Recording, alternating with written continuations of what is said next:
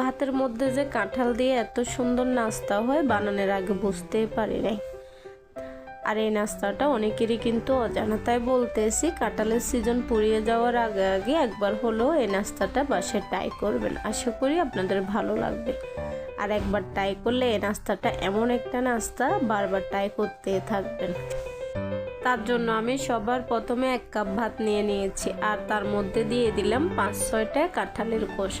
আমি আগে থেকে কাঁঠালের ভিতর থেকে বিচিগুলো ছাড়িয়ে নিয়েছি আর দুটোটা উপকরণ ভালোভাবে ব্লেন্ডার করে নিয়েছি। দেখুন ব্লেন্ডার করার পরে ফেসের ঘনত্বটা এরকম হয়েছে। দেখুন আমি শুধু ভাত আর কাঁঠালটাই ব্লেন্ডার করেছি, কোনো রকম পানি অ্যাড করে নেই।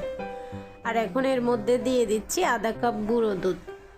আর কাঁঠালটা প্রচুর পরিমাণে মিষ্টি ছিল তাই চিনিটা একটু কমিয়ে দিয়েছি। চিনিটা অবশ্যই আপনারা আপনাদের স্বাদ অনুযায়ী দিবেন। দুটোটা উপকরণ ভালোভাবে মিশিয়ে নিয়েছি।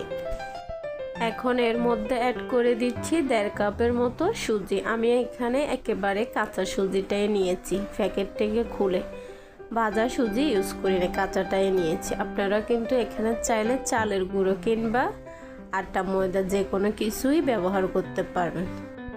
তবে আমার মনে হয় এ ধরনের নাস্তাতে সুজিটা দিলে বেশি ভালো হয়। নাস্তাটা খেতে কেকের মতো লাগে, ভিতর থেকে একদম ফোমি ফোমি ভাব আসে।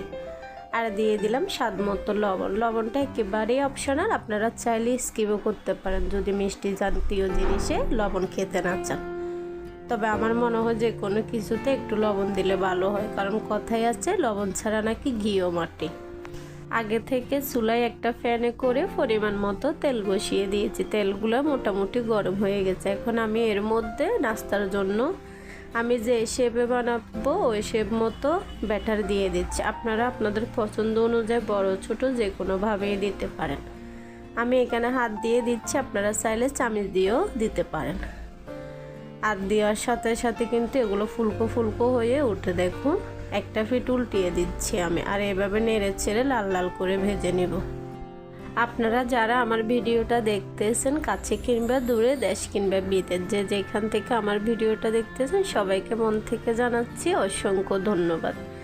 আর যারা এ পর্যন্ত এখনো একটা লাইক দিতে ভুলে গেছেন, লাইকের কথা মনে নাই, তাদেরকে বলতেছি প্লিজ ভিডিওতে একটা লাইক দিয়ে ফুল ভিডিওটা কন্টিনিউ করার অনুরোধ রইল। আর ভিডিওটা কেমন হলো কমেন্ট করে অবশ্যই জানাবেন। ভালো হলেও কমেন্ট করবেন, খারাপ হলেও কমেন্ট করবেন। আর যারা আমার চ্যানেলে আজকে নতুন, ভিডিওটা ভালো লাগলে চ্যানেলটা সাবস্ক্রাইব করে পাশে থাকার অনুরোধ রইল। আর পাশে থাকা বেল আইকনটি বাজিয়ে দেন যেন আমাদের পরবর্তী নতুন ভিডিওগুলো সবার আগে আপনাদের কাছে পৌঁছে যায়। আর ভিডিওটা যদি বেশি ভালো লেগে থাকে শেয়ার করে আপনার বন্ধুদেরকে দেখার সুযোগ করে দেন। যারা আগে থেকে আমার চ্যানেলটা সাবস্ক্রাইব করে প্রতিনিয়ত আপনাদের মূল্যবান সময় দিয়ে আমার ভিডিওগুলো দেখে থাকেন তাদেরকে মন থেকে জানাচ্ছি অসংখ্য অসংখ্য ধন্যবাদ। কথা বলতে বলতে নাস্তাগুলো রেডি হয়ে গেল। এখন একটা ছাঁকনির সাহায্যে তুলে নিচ্ছি তেল ঝরিয়ে ভালো করে।